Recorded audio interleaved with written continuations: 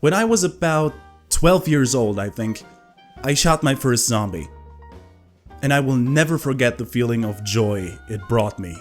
And I guess I should thank my favorite uncle for this experience. When I was a kid, he lived with us and I admired him because he was a real master at video games. You know, he was like a video game ninja. No game was too hard or too scary for him. One day I entered his room and wanted to ask if he wanted to play some video games, and well, he was already playing a little horror game called Resident Evil.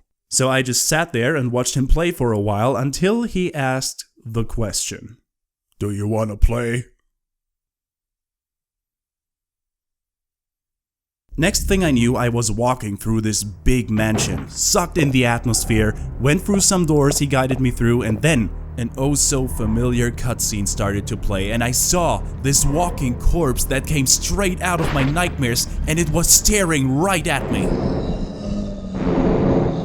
And I was mortified. But my uncle, he was there for me. "Now, aim at it and then shoot." "But I'm so scared." And my uncle, being a male role model through and through, just had the right words to get me out of this state. "God damn it, don't be such a pussy and shoot it."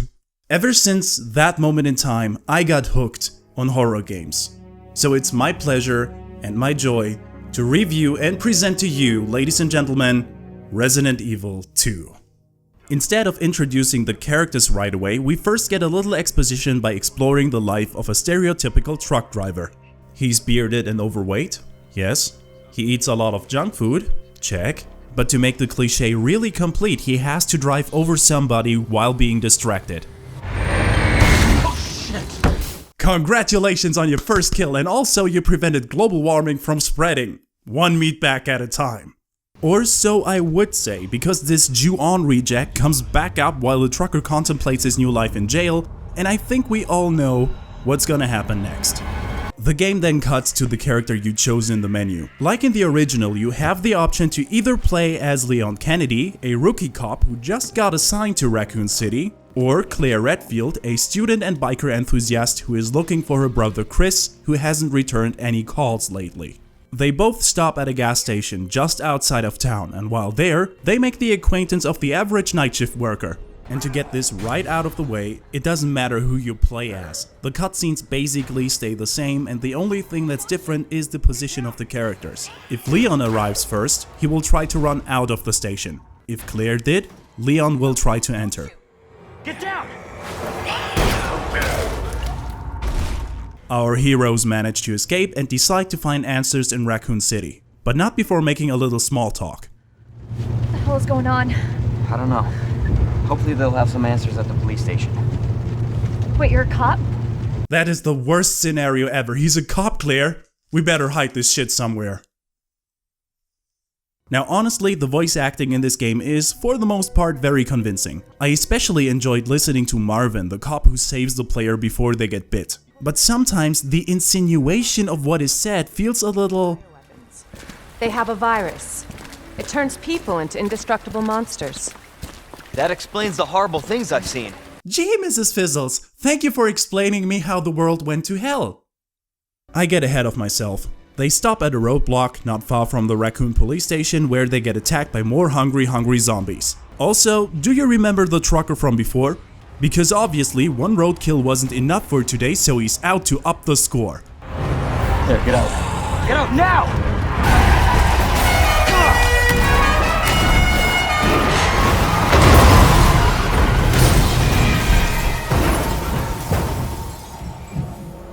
Don't worry, they both make it out safe, but since the truck now blocks the road, our heroes can't reach each other anymore.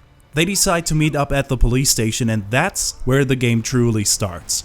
Now let me get the biggest question right out of the way first. Is there still an A and B side to the story? Here's how it worked in the original. You would pick a character, complete the game with him or her, and then you would get access to a second playthrough which was labeled the B side. Because this time you start the game from the other side of the truck that separated the characters. Puzzles were different and even the story changed up quite a bit, which gave the game some more replay value. And this mechanic is still present in the remake, it's just labeled second run. Now I played through both runs and yes, the puzzles are a bit different, but story-wise, everything stays the same. Except for the ending, which I will not spoil here. The gameplay itself is a mix between Resident Evil 4 and 7. You have the, by now, traditional over-the-shoulder perspective, but the game is far less action-packed than 4, and is more focused on the survival and horror aspects. For example, this time around you do get a lot of ammo, but you will burn through it in no time. And that's because each and every zombie in this game is a mini version of Papa Baker from Resident Evil 7. No, seriously, you can unload a whole clip in their head and there's always the chance that they will at one point get back up. So to circumvent this, I changed my strategy and instead shot off their limbs to immobilize them. But they didn't care about that either. You know what? Scratch the Baker family. These zombies apparently took a bite out of the Black Knight from Monty Python. Look, you stupid bastard, you've got no arms left. Yes, I have. Look! It's just a flesh wound. Look, I'll have your leg. Right! Right, I'll do you for that. You what? Come here. What are you gonna do, bleed on me? I'm invincible! Running away, eh? You yellow bastard! Come back here and take what's coming to you! I'll bite your legs off! Also, these abominations will now pursue you through every room as they cannot be stopped by simple doors anymore. They are noise sensitive and will follow you everywhere. So my advice? Double and even triple tap until you grind every skull down to a bright red paste that could pass as marmalade.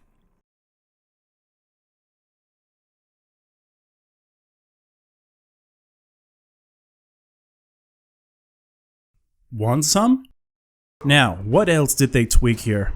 Ah, right. If you don't want the department to become overrun by these pests, then I suggest you pick up some wooden boards and start barricading the building. Zombies will now break unmodified windows and crawl in to get you, and even if you manage to take one out, the window is still open and their numbers, unlike your bullets, are virtually unlimited. Speaking of enemies, the Licker, a fan favorite, is also present here. But this time it is really blind and only reacts to sound. But I saved the biggest dick move for last. In the original there is a monster called Mr. X. He is super strong, but fairly manageable since he's also pretty slow, never leaves certain rooms, and could be taken down with sufficient firepower. But in the remake? God help your poor soul. This beast will try to track you down, and it has the whole police department as its playground. Believe me, even when you think you outran the thing, you are not safe. All you need to do to get its attention again is fire a single shot and it will be back at your heels. Surprise, mother. Oh god, please no. And even when you lose him, you can still hear this thing thumping away, trying to find and rediscover the track of tears you left behind while you ran away. And it wasn't just me who felt the fear. What's really an improvement regarding the atmosphere is that our heroes really do get scared by the sight of all the horror and gore around them. It is absolutely played straight that Claire and Leon as well are way in over their head. During the first half of the game, both will get pretty vocal about their uneasiness by commenting on the situation in an appropriate manner. You got this. But what's interesting to see is that they gradually get accustomed to the horrors and will again comment on the situation, but now in their very own style. Chew on that, you overgrown son of a bitch. But Jesus Christ, especially Leon has a big journey. Sometimes I get the feeling he's just as dense as he is good looking. Look, later in the game you will find Ben, a reporter who has been put in a cell by Leon's superior, Chief Irons. And of course, Ben wants out of the cell. Unlock this cell and I'll give you this. There's no other way out of that parking garage, believe me! Sorry, I can't do that. I have to talk to the chief first. I must have misheard. Come again, what did he just say right there? I have to talk to the chief first. Since when is Leon such a bitch?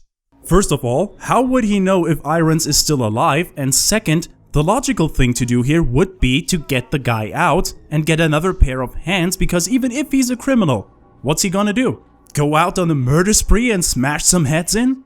That's the best thing you can do right.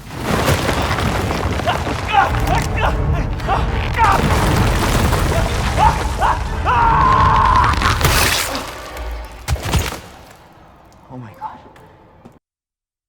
You know, that's not how I meant it, but that still made my point.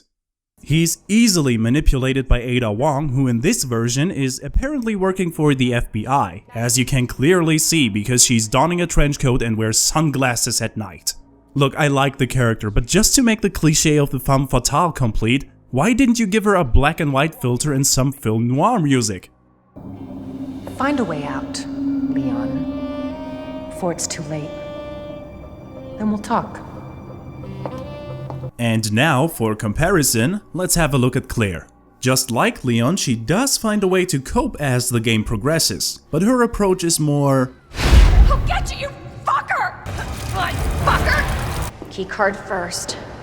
Then that asshole gets what's coming to him. direct.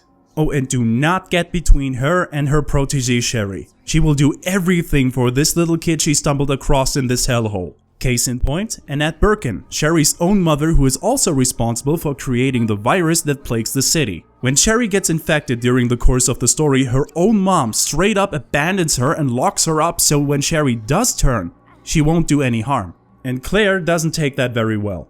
Are you fucking kidding me? You're her mother. Get in here! Okay, later on Annette makes an effort and succeeds in curing Sherry, and then this horrible being dies. Please, Sherry. Listen. She loved you, okay? But she was a negligent piece of shit. I'm your mama now.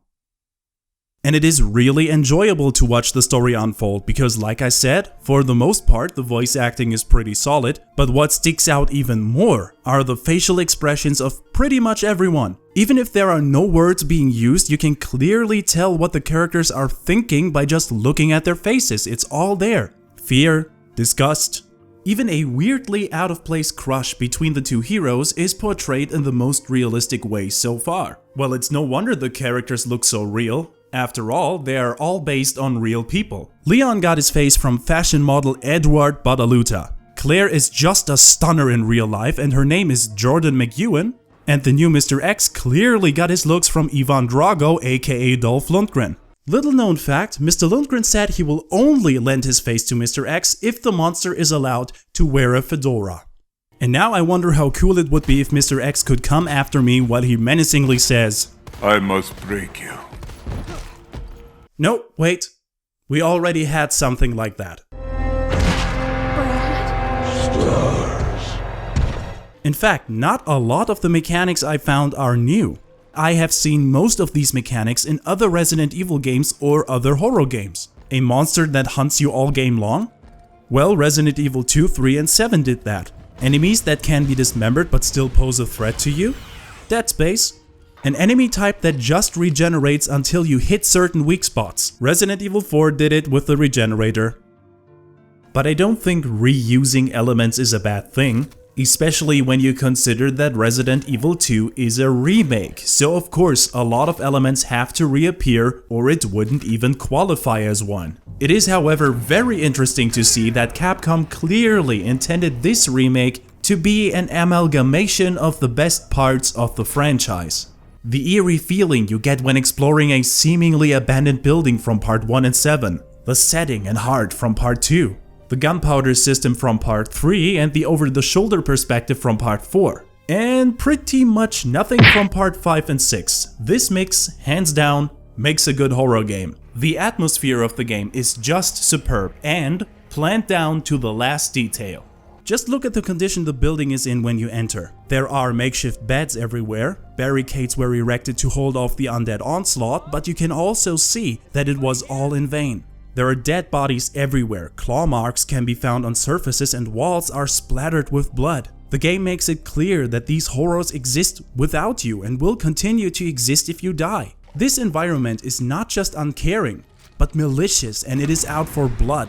And when I say out for blood, I mean it. This remake is by far the goriest game in the Resident Evil series yet. Not just the cutscenes are pretty damn graphic, even the damage animations will make you feel physically hurt. In fact, the damage you accumulated is visualized on the character model and doesn't go away until you heal up, and even then it only does so very slowly. Speaking of character models, the farther you go in the story, the more grimy and dirty the heroes get. Here's Claire at the beginning, and this is her after walking through sewage and guts all night long. And since this game plays out at night, the developers made sure to incorporate some shadow play into the game too, which ups the thrill factor even more. Granted, you have a flashlight, but that's all it is. A flashlight can only illuminate one spot at a time. You will traverse through dark areas and you will be wondering what kind of abhorrent creature lurks around that pitch black corner. And when it finally steps into the light— oh god! This. No, I'm not dealing with this.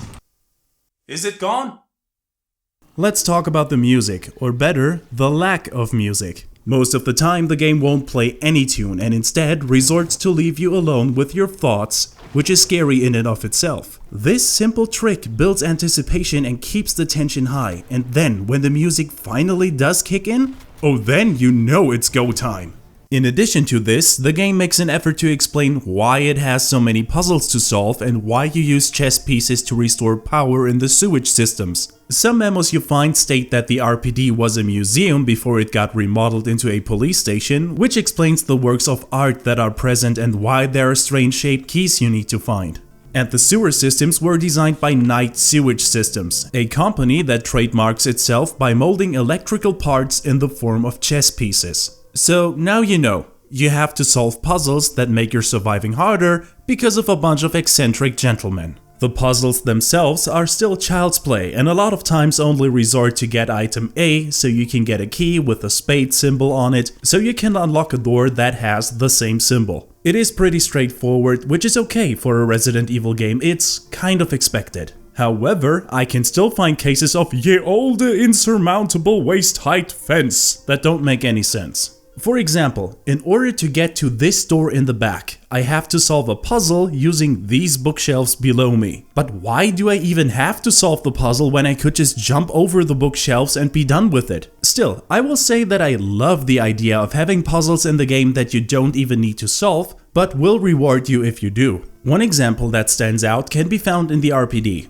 Leon's co-workers wanted to give him a warm welcome, so they made custom locks and locked his desk shut with them. The right combination can be found by learning the co-workers' names and then use the first letter of their names for the lock. You never need to do this puzzle, but it rewards you with a valuable handgun upgrade, so the choice is yours. And once you are done with the story and the subsequent second playthrough, you will unlock the fourth survivor mode, where your skills as a horror survivor will be put to the test. You will take control of an elite mercenary codenamed Hunk, and you have to extract from Raccoon City while the game proceeds to throw every monster it's got in your face. It's like an obstacle course where failure is synonymous with death, and I just love this mode so much. I don't know, there's something really satisfying about figuring out the perfect route through a zombie horde while beating my own time and time again. But hold your horses, because the real challenge is yet to come. Beating this survivor mode will unlock the Tofu survivor mode. It's basically the same as before, but you control a sentient piece of tofu now and all your weapons got replaced with knives. It is by far the most brutal mode in the game and I haven't beaten it yet, but I promise I will get there. And that is Resident Evil 2, the remake. It took me about the whole weekend to play through it, and from my experience, I think it was a weekend well spent. So if you have the money and time to get this game, then go ahead and experience the horror that made this franchise so great for a second time. Or your first time if you've never played Resident Evil before. Alright ladies and gentlemen, that is it for this episode. I hope you had fun, and of course, I hope to see you in the next one too. And now, if you'll excuse me... Okay, here's the deal. I live alone, I don't expect any company, and that doesn't sound very friendly. Give me a minute.